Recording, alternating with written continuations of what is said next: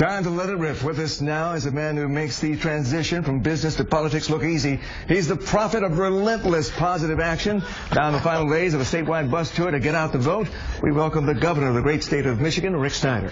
He's surrounded by two of the best reporters in the business, the bold, the relentless, always passionate, sometimes crazy Charlie McDuff. And you know this is a special occasion because he's wearing a suit and tie and his new cowboy boots. In monogram. But that's not your name.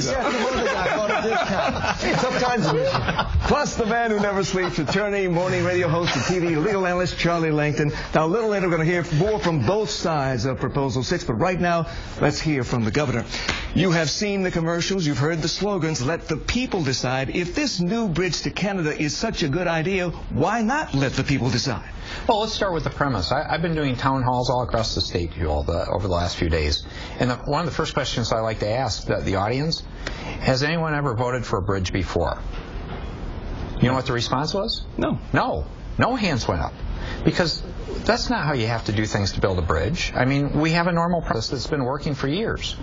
To embed something in Michigan's Constitution that says you literally have to do a petition drive and then go to a vote of the people to talk about a bridge project. And then if you read the language of this proposal, it says in international crossings, any bridge in Michigan. I mean, this could be massive chaos. But some critics also say that you ignored the usual process, that you didn't go through the legislature. Yeah. You struck a deal with Canada for this bridge. Well, I appreciate that question. Thanks for asking, because I absolutely did not go around the process. And it actually reinforces why this is such a good project. The reason to go to the legislature is if there's a need for an appropriation of taxpayer dollars. That's the normal course of things. That was not required in this case because Canada is going to pay the cost of the Michigan project, this portion of the project. They're going to cover overruns. They're covering it all. So here's really a case, since it didn't involve any Michigan taxpayer dollars, there was no requirement or need to go to the Michigan legislature. This is something I could move forward with since there's no Michigan taxpayer dollars or liability to Michigan taxpayers. Well, let's look. It's a great opportunity. How often, when I asked this question about bridges, I said, do you remember voting for the Blue Water Bridge, the Sault Ste. Marie Bridge, the Mackinac Bridge? And those all involve taxpayer money. This one does not. Bottom line. Look, let's look at some of the commercials in favor of Proposal 6. This is what they're running right now.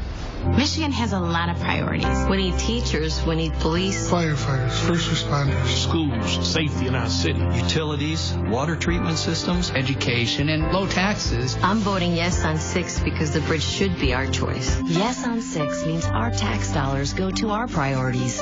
Jobs, schools, police officers, and firefighters. But now, there are other commercials in support of Proposal 6 that say essentially that if we build this bridge, money for education, money for public safety will be in jeopardy and that we're going to somehow end up with a huge debt.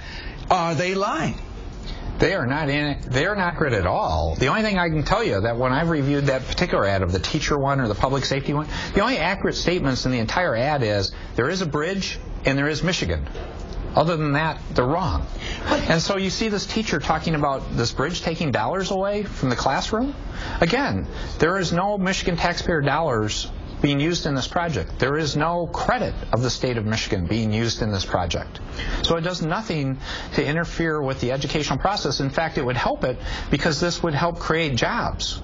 And if you create more jobs, the state does better, there are more resources available to invest in education. This is a project that will help education and public safety. Governor, there may not be Michigan taxpayer dollars going into this project, but there would be federal taxpayer dollars going into this project because of the building of the Customs Plaza. Isn't that true? Well, there's a couple things, Charlie. One is that's normal for any project. True with the Ambassador Bridge, true with the Blue Water Bridge.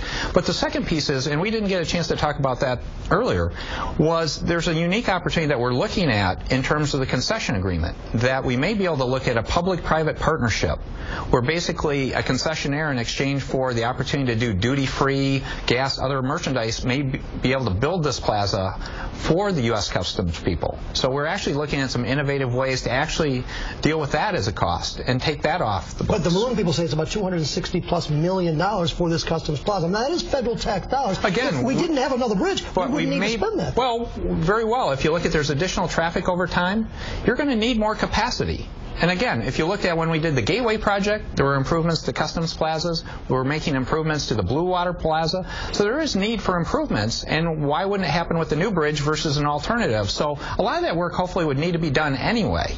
But the other point I mentioned is we're looking at some unique arrangements in terms of saying a public-private partnership may allow us to offset the federal cost in many respects in exchange for someone having concession rights and getting paid that way. Well, let me ask this, Governor. This isn't a bridge to Canada. It's a bridge from Canada. This is completely the Canadians' idea. They're going to make a lot of money on it, being the international ports and driving it into the United States. As you know, our trade imbalance comes, number one, from China, and number two, from Canada. So we might not be fronting money, but we're going to have to pay them the money. We're not going to realize a nickel from this bridge for 50 years. Can't we get a better deal out of the Canadians since they want this bridge so badly? Well, this is about helping us, too. I mean, if you think about the trade